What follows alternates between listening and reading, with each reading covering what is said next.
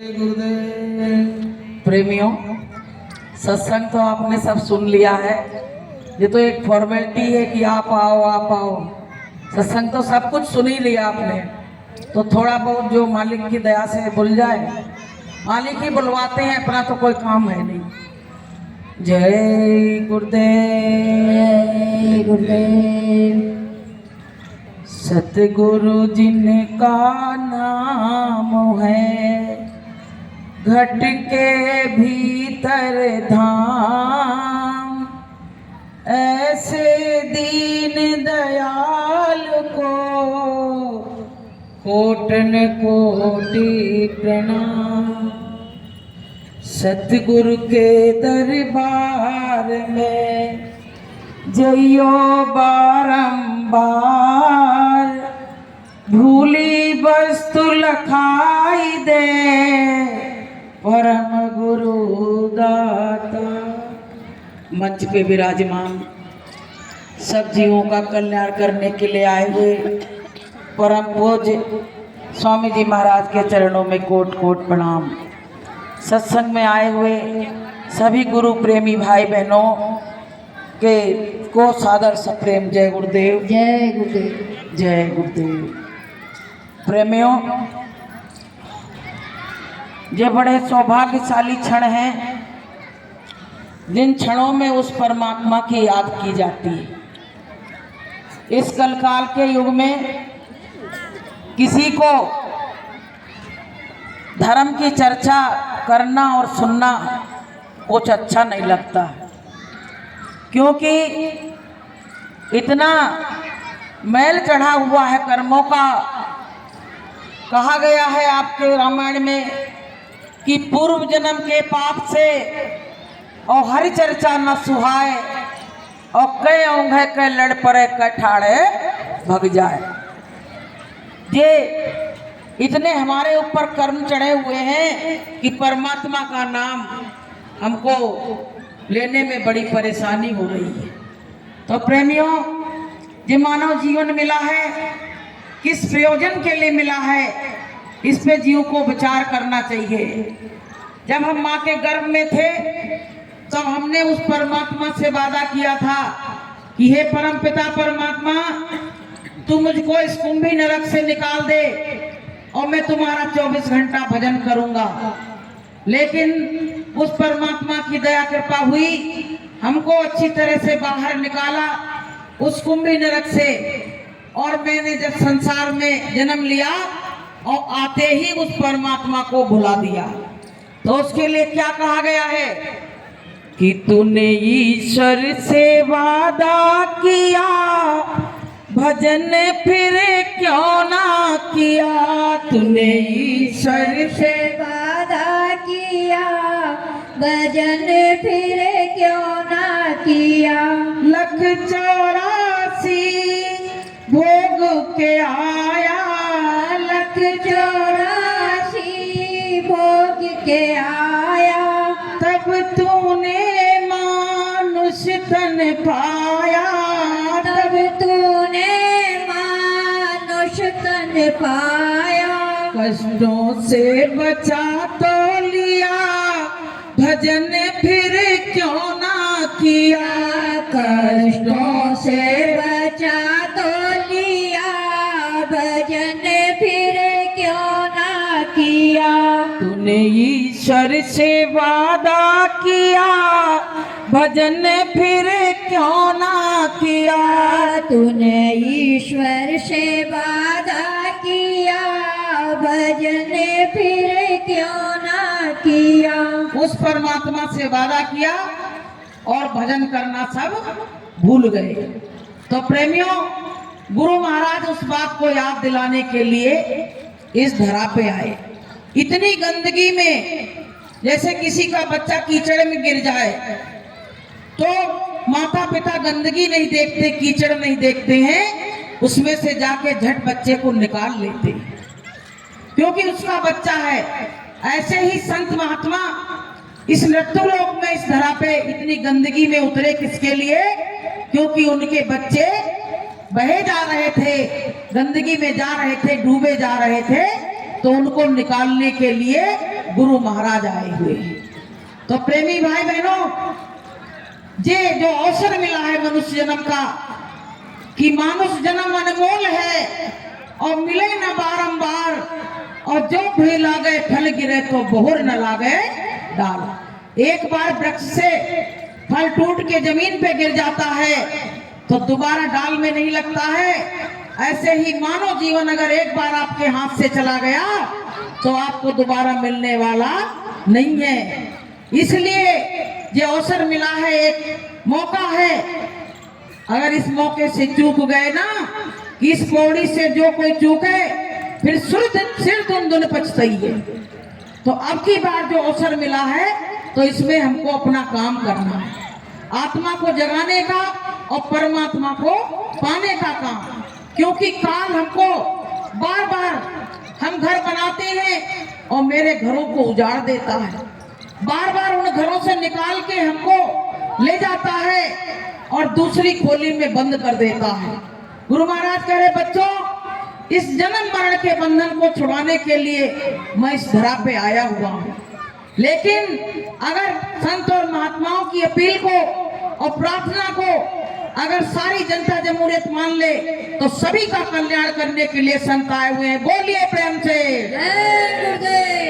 कहते हैं जैसे नदी होती है तो वो किसी एक के लिए नहीं बहती है, वो सारी जनता के लिए, सभी के लिए, जो चाहे उसमें पानी पिए। ऐसे वृक्ष में जब फल आते हैं तो सभी के लिए होते हैं। ऐसे संत महात्मा जब धरा पे आते हैं तो सारी जनता जमहूरियत का कल्याण करने के लिए आते हैं, किसी एक के नहीं होते हैं। कि वृक्ष कबहू न फल बखे और नदी न संचय नीर, और परमार्थ के कारण साधुन धरा शरीर। परमार्थ का काम करने के लिए गुरु महाराज आए हुए हैं। तो प्रेमियों, जन जन में इस बात की आवाज लगाई जा रही है कि आगे का समय बड़ा खराब है, बहुत भयानक समय आ रहा है। कोरोना जैसी बीमारी आई तो सबके छक्के छूट गए। सब लोग कहने लगे कि अब हमको पता पड़ गया कि गुरु महाराज ने जो भविष्यवाणियां की थी वो सब सच उतर रही हैं। उस समय लोग घबरा गए, सबके चेहरे फट पड़ गए। तो प्रेमियों, गुरु महाराज ने कहा कि कोरोना जैसी बीमारी तो एक टेलर था, लेकिन अब ऐसी बीमारी आने वाली है कि लाशों पे लाशों का होगा नजारा, और सुनते तो जाना संदेशा हमारा, और लाशें सड़ेंगी घर घर में और उठाने वाला मिलेगा ना यार, जमाना बदलेगा। कोरोना में देखिए कि घर के घर साफ हो गए, लोग रोने वाले भी नहीं बचे। तो प्रेमियों, आगे का समय बड़ा खराब है। गुरु महाराज कहते हैं सत्संग में आओ, सत्संग की बातों को ग्रहण करो, अपने हृदय में उतारो। अगर उतारा नहीं तो हमारा तुम्हारा कल्याण हो नहीं सकता है। तो प्रेमियों, हमारे अंदर ही परमात्मा बैठा हुआ है और हम उसको ढूंढने जाने कहाँ कहाँ जाते हैं कि घट में है सूझे नहीं और वैसे हैं ये जिन्न, और कह कबीर संसार को और हुआ मोतिया बिंद। हमारे घट में ही परमात्मा है पर हमको दिख नहीं रहा है। गुरु महाराज कहते हैं जब तुम ध्यान भजन सुमिरन करोगे तो दोनों आंखों के बीच में जीवात्मा बैठी हुई है और उसका प्रकाश पूरे शरीर में फैला हुआ है। तो जब तुम बैठोगे ध्यान और भजन पे, जब एकाग्र होगी तब तुमको सब दिखाई और सुनाई पड़ने लगेगा। जैसे आपको बताएं कि पानी में कोई तिनका गिर जाए तो आप चाहो उसको निकाल लो तो क्या निकल आएगा? जब तक वो जब तक लहराता रहेगा पानी तब तक उसको निकाल नहीं सकते हो। ऐसे ही जब तक हमारा मन डामाडोल रहेगा तब तक हमको परमात्मा मिल नहीं सकता है। तो प्रेमियों, हम प्यासे के प्यासे घूम रहे हैं। कबीर साहब ने कहा है कि पानी में मीन प्यासी मोहे सुन सुनियावत हासी। पानी में मीन प्यासी मोहे सुन सुन आवत हासी। आत्म ज्ञान बिना नर तर से, आत्म ज्ञान बिना नर तर से। क्या मथुरा क्या काशी, मोहे सुन सुन आवत हासी। क्या मथुरा क्या काशी मोए सुन सुन आवत हासी। पानी में मीन प्यासी मोहे सुन सुन आवत हासी। कहते हैं कि मछली जब जल में रहती फिर भी प्यासी है। तो कबीर साहब कह रहे इससे हमको बड़ी हंसी आ रही है। ऐसे ही सब खजाना अपने अंदर भरा हुआ है कि सबकी गठरी लाल है और कोई नहीं कंगाल, और गिरे खोल देखे नहीं तासे हुआ कंगाल। अपने अंदर को खोल के नहीं देख रहा है, इसीलिए सब कंगाल घूम रहे हैं, सब परमात्मा की तलाश में घूम रहे हैं। किसी से पूछो कहाँ जा रहे हैं, भैया मंदिर जा रहे हैं। वहां कौन के मंदिर? शंकर भगवान के मंदिर। अब गए वहां, जल चढ़ाया, फूल चढ़ाया, फल चढ़ाए, लेकिन भगवान से मुलाकात नहीं हो पाई। कि ना मंदिर में मिलता है, ना मस्जिद में मिलता है, ना मंदिर में मिलता है, ना मस्जिद में मिलता है।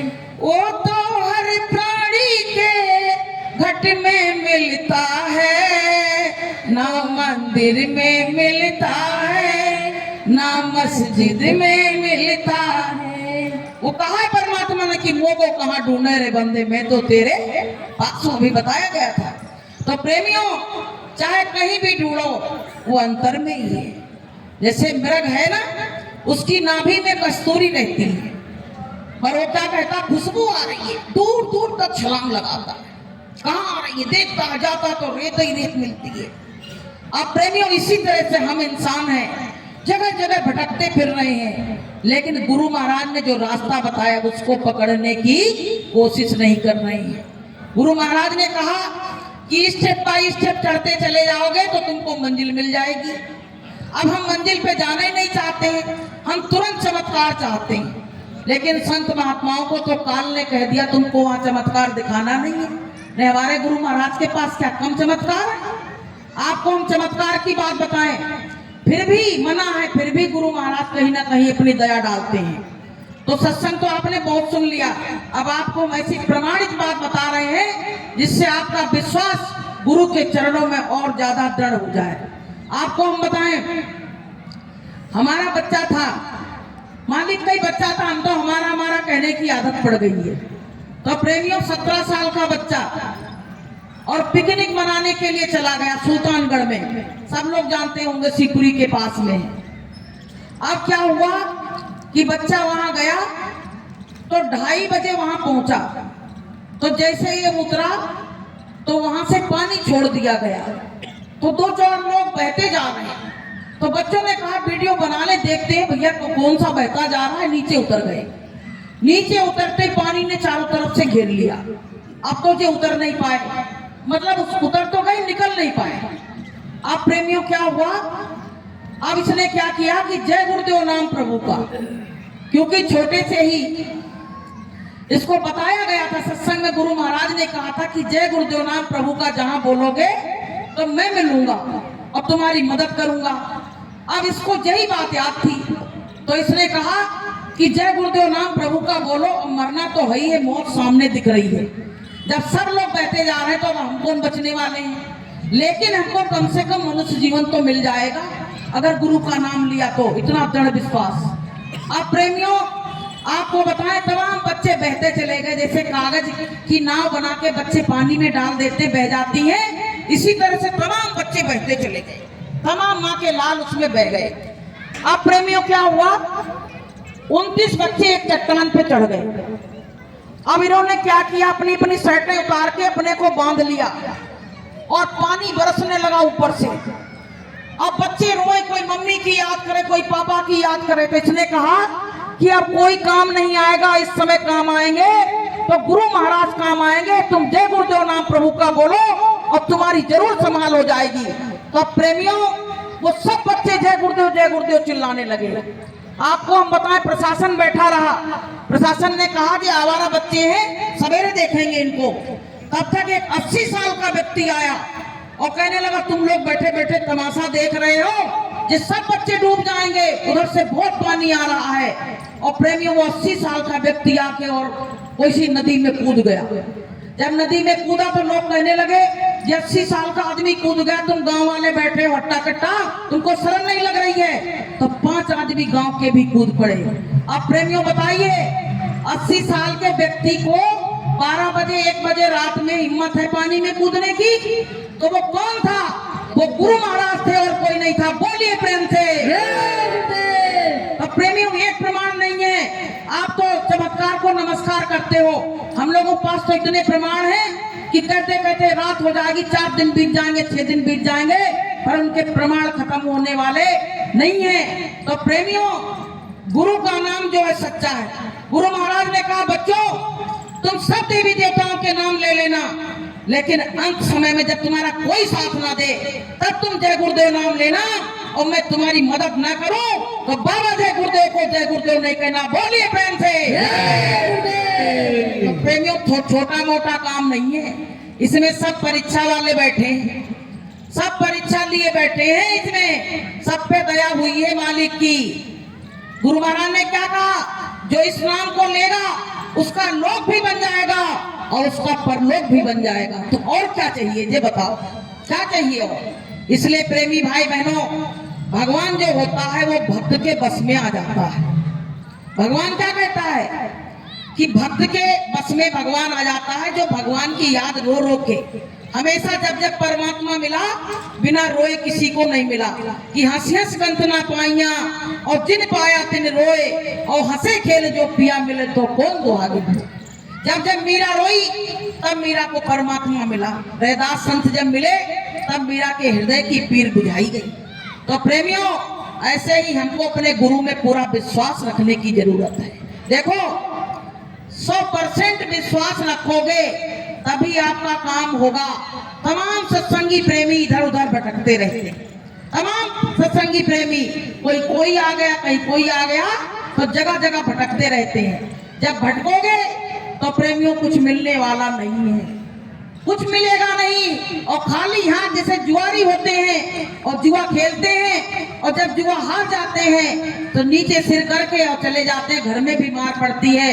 ऐसे प्रेमियों, जो अवसर जो मानुष जन्म का मिला है, अगर इसको चूक गए तो यमदूत हमको खींच के ले जाएंगे और वहां नरकों में और उसमें डाला जाएगा और बहुत बुरी तरह से हमारी पिटाई होगी।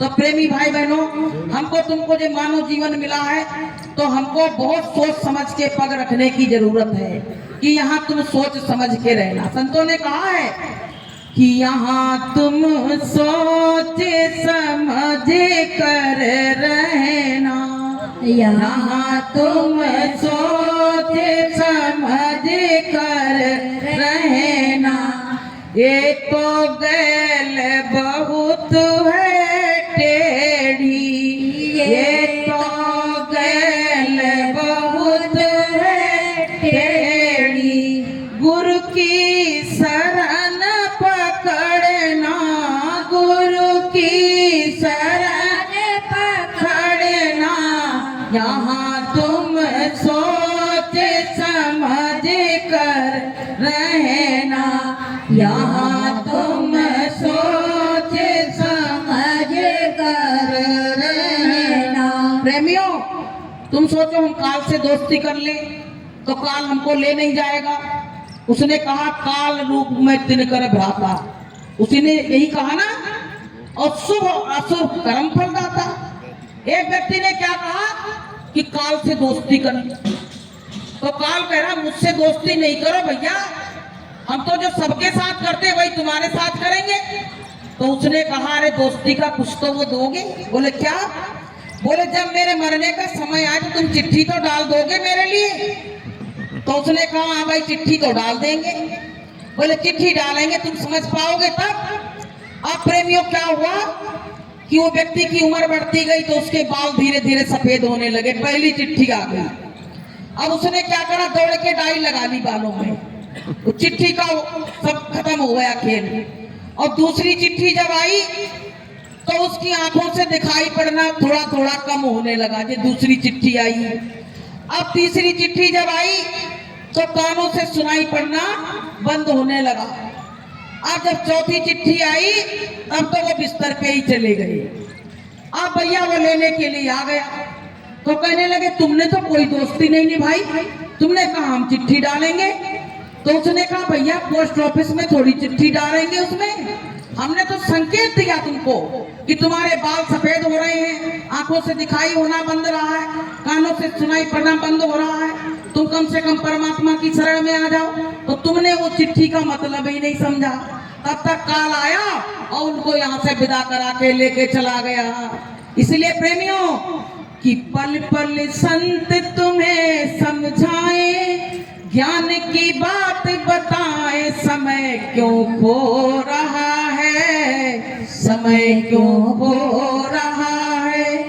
पल पल संत तुम्हें समझाए, हीरा जन्म गवाए, समय क्यों खो रहा है, समय क्यों खो रहा है। तो संत महात्मा हमको समझाए और अपने समय को बर्बाद करते चले गए। तो प्रेमियों जिसने जिसने समय बर्बाद किया वो हमेशा रोए। तो प्रेमी भाई बहनों, घर में अपने बूढ़े बुजुर्ग हैं तो हमको क्या करना चाहिए, अपने बुजुर्गों का भी सम्मान करना चाहिए। मंदिर में देवी देवताओं की पूजा करते अच्छी बात है, लेकिन वो देवी देवता तुमसे बोलते नहीं है, लेकिन घर के देवता तो तुमसे बात कर रहे हैं तो कम से कम उनका तो सम्मान करो। माता पिता का इतना बड़ा कर्जा आपके ऊपर है कि आप 7 जन्म में भी उनका कर्जा नहीं उतार पाओगे। लेकिन आजकल वृद्धाश्रम इतने बन गए हैं कि जिसका कोई हिसाब नहीं, क्योंकि हमारे अंदर प्रेम व्यवहार खत्म हो गया है। अब प्रेम व्यवहार जहाँ नहीं है वहां फिर क्या है, कुछ नहीं, सब कुछ खत्म हो चुका है। तो प्रेमियों माता पिता का सम्मान करो। जिसने अपने बूढ़े बुजुर्गों का सम्मान कर लिया उसने दुनिया की सबसे बड़ी दौलत पाली। आजकल के घरों में क्यों परेशानी आ रही है, क्योंकि माता पिता का सम्मान नहीं है, संत महात्माओं का सम्मान नहीं है, बुजुर्गों का सम्मान नहीं है, इसीलिए ये परेशानियां आ रही हैं। और पहले के समय में इतनी परेशानियां नहीं आती थी। कहा गया राम भगवान भी सुबह उठ के अपने माता पिता के पैर छूते थे कि प्रातः काल उठ के रघुनाथा और माता पिता गुरु नावै माता। तो प्रेमियों हमको सबको भी अपने माता पिता का सम्मान करना चाहिए। आज की जो रैली आई है ये शाकाहार की रैली बन के आई हुई है। तो प्रेमियों कम समय है तो थोड़े थोड़े टॉपिक पे थोड़ी थोड़ी बात की जा रही है। आपको हम बताएं, अंडा मांस शराब गुरु महाराज ने कहा पापों की जननी है। जिस घर में अंडा मांस शराब है उस घर का देख लीजिए क्या बंटा धार हो रहा है। तमाम प्रेमी रो रहे हैं कि मेरा दामाद पीता है, मेरा साला पीता है, मेरे घर वाले पीते हैं, तमाम माताएं बहनें रो रही हैं। तो प्रेमियों मांस जैसी चीज जब खाओगे, जैसे कहते हैं कि जो कड़ी जमीन होती है पत्थर पे कभी उपज नहीं होती है, ऐसे जब हमारा हृदय कठोर होगा तो इसमें परमात्मा कैसे वास करेगा, आप सोचिए पहले। तो प्रेमियों एक बार क्या हुआ कि एक व्यक्ति था तो तीर्थ को जा रहा था, तो धृतराष्ट्र के पास वो राजा थे, तो उनके पास में एक हंस और हंसनी थे। तो दे गया, कहने लगा जब तक हम आए नहीं तब तक इनकी देख रेख करना। अब भैया क्या हुआ कि हंसनी जब बच्चे दे, अंडे दे, 100 अंडे दिए, जब तक वो तीर्थ से नहीं लौटे तो 100 अंडे धृतराष्ट्र ने खा लिए। अब 100 अंडे खा लिए, जब वो आया करे अंडे, अरे बोले वो तो मैं खा गया। अब प्रेमियों क्या हुआ, वो बेचारा चला आया क्योंकि राजा थे, वो कुछ कह भी नहीं सकते थे। अब जब धृतराष्ट्र का जब जन्म हुआ, 107 जन्म बता रहे हैं, तो अपनी आंखों से वो अंधे रहे। अब रोने लगे, कहने लगे भैया ऐसी कौन सी हमने बात कर दी जो मुझको ये जन्म से अंधे हो गए। तो भगवान कृष्ण ने कहा कि तुम 107 जन्म पहले राजा थे और तुमने उस हंसनी के 100 अंडे खाए थे, इसीलिए तुम्हारे 100 पुत्र नष्ट हो गए और मर गए और तुमको रोना पड़ा, तुम अंधे हो गए। तो प्रेमियों करनी का फल सबको मिलता है। अगर गलत काम करोगे तुमको इंसान भले ना देखे, लेकिन परमात्मा की हजारों आंखें हैं, वो तुमको 24 घंटे देख रही हैं। इसलिए कहा गया है कि मत बुरे कर्म कर बंदे, वरना पछताएगा। भगवान की नजर से तू ना बच पाएगा, तू ना बच पाएगा। अरे अभिमानी मत करना नादानी, अरे अभिमानी मत करना नादानी। तो प्रेमियों, जब 100 अंडे खाए तो 100 बच्चे मर गए, लेकिन जो रोज अंडे खा रहे उनका क्या होगा? कि मांस मछलियां खाते हैं और सुर बांधते हैं और ते नर के जाएंगे।